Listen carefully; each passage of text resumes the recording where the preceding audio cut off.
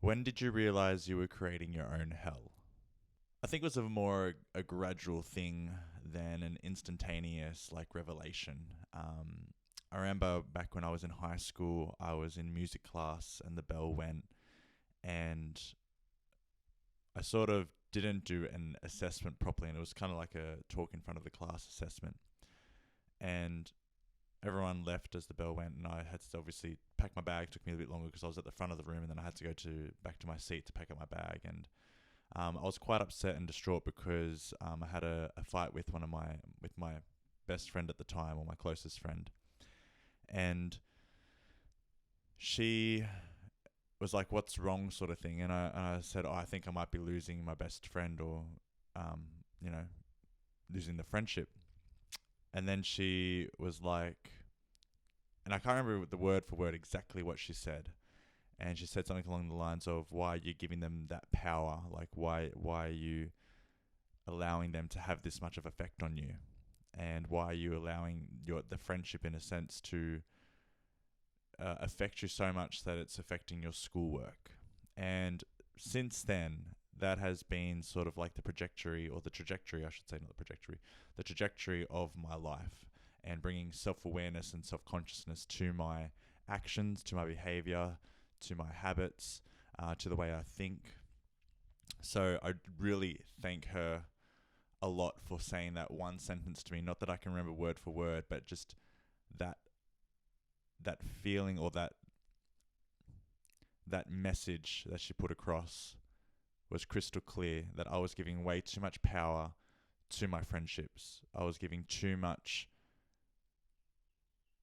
I was giving them too much of an effect on my feelings and my way of thinking. And since then, it has been, in a sense, a roller coaster, because there's so many times that I'll be like, hang on, I just did that. I just gave my power to that person and that person and that person. Being a people pleaser, naturally, I would try and please someone so much to make them happy. And if they weren't happy, then I wasn't happy. And if they did something wrong, or if I did something wrong and they pointed that out, or if there was something that I didn't do to reach their standards, I'll take that very personally and take it, and it will affect me quite a bit, because here I was trying to, in a sense, serve them or please them, so that I'd always be in their good book, so I'd always be their favored one, so to speak. And it wasn't until very recently, probably about 2 or 3 years ago, how much in most of my friendships, especially my close friendships, and one by one, um, how much I had given them, in a sense, the authority and the dictatorship and the judgment of my life and my actions, rather than me dictating for myself what I thought was right or wrong. But in my case, like, it's obviously going back to Christianity, so I'm always going to try and go back to Jesus's standards and expectations. And theirs would always be misaligned with Jesus's, and always coming from in a sense, now looking back at it, a very self-centered, self-absorbed, narcissistic kind of mentality. And we all have that narcissism within us. We've all got the trait of it, because we all think the world revolves around us to a degree. So when I realized that it was in all of my friendships, how much I had bent over backwards, and them still displeased, mainly because I was, in a sense, smothering them or suffocating them with, love and care and time, always doing things for them, and out of my own narcissism, expecting something in return, expecting them to be as intense as I was in the friendship.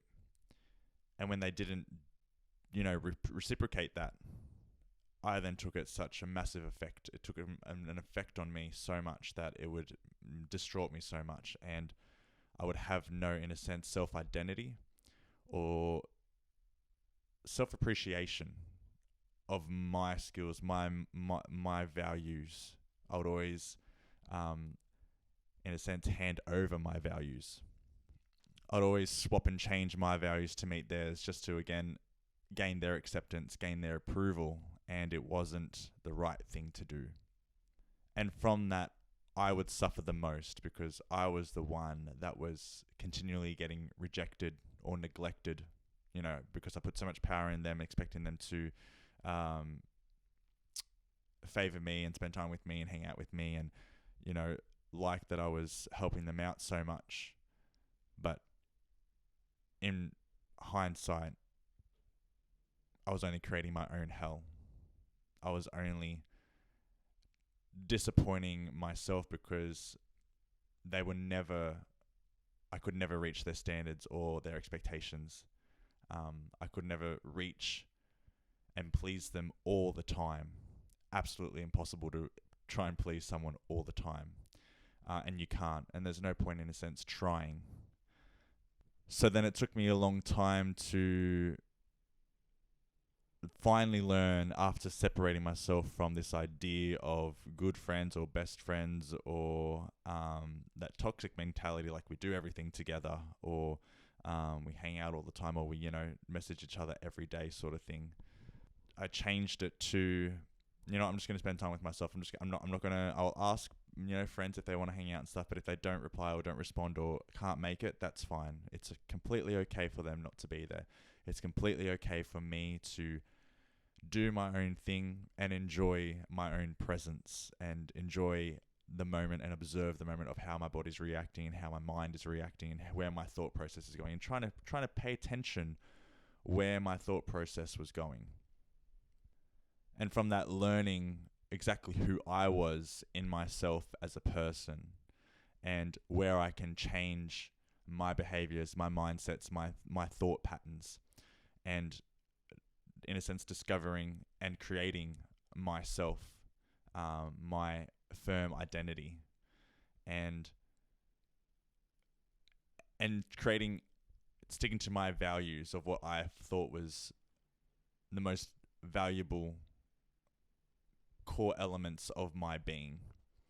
And if they were being compromised because of other friends, or other family members or whatever, then I really need to stand my ground and set those boundaries and go, actually, no, this is what I believe and what I stand for, and this is what my core values are. I don't feel in aligned with what you're trying to do or say, and trying to even shame me right now. I don't approve of it. I don't agree with it. And I'm not going to attach myself emotionally to what you're saying, to what you're expecting, to what you're thinking, because that's your way of thinking. That's not mine. And I don't have to obey your way of thinking. I don't have to accept what your way of thinking. I can acknowledge it.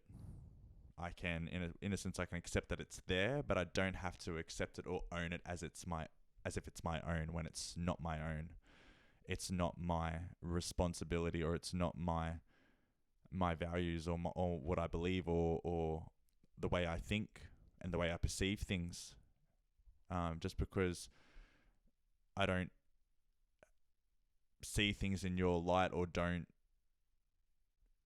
believe that the way you think or perceive things is, in a sense, correct or morally right or whatever, doesn't mean that I have to obey them.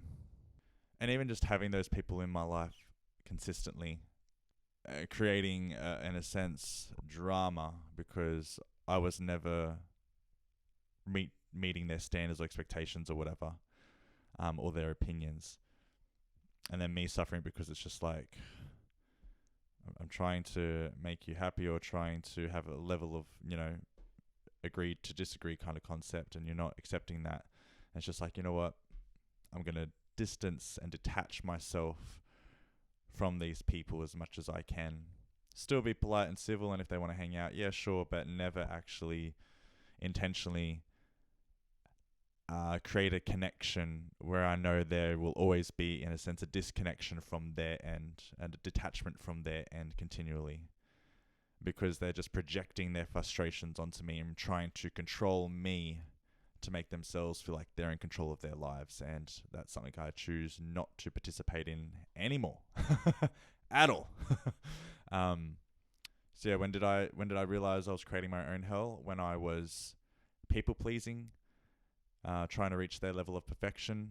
And if it was misaligned with my values, then it would cause me a lot more suffering, and create my own hell, because there would just be drama and me going into a shame tunnel, thinking that there's something wrong, completely wrong with me, when really it's, well, actually, there's nothing wrong with me. The only thing that's wrong with me is esteeming them to be God and morally right and ethical when they're not Jesus.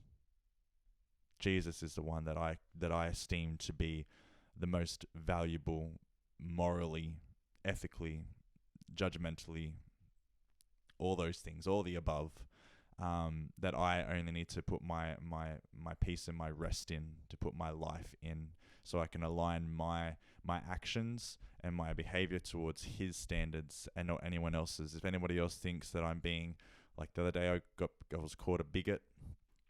I actually had to look it up to understand exactly what it meant, and something along the lines of unreasonable knowledge or whatever. And I'm going, well, actually, I think my point of reason is reasonable, and according to Jesus, I think he'd think so as well. So call me a bigot all you want. Go right ahead. That won't destroy my peace, because you're not God. You're not Jesus. You didn't create me. Jesus did. And that's all that matters to me. That's all I need to attach myself to. I don't need to attach anybody else's ideologies or beliefs or whatever, because they're not Jesus. They're not God. If you were God, then I would probably listen to you, but you're not God. Okay? I would obviously take into consideration what you're saying and respect it for that's your perception and that's where you stand. That's fine. I'm not going to try and change that. I'm not going to try and force that on you. But if you're trying to force that on me, then that's narcissism right there. Right there, that's narcissism, and I don't have to bow down to that. And I'm not going to suffer anymore. I'm not going to put myself through hell just to please you, when there are another 8 billion people in this world, roughly, that I would also then have to separate and pull myself apart just to please every single one. So that's my answer. Have a good day.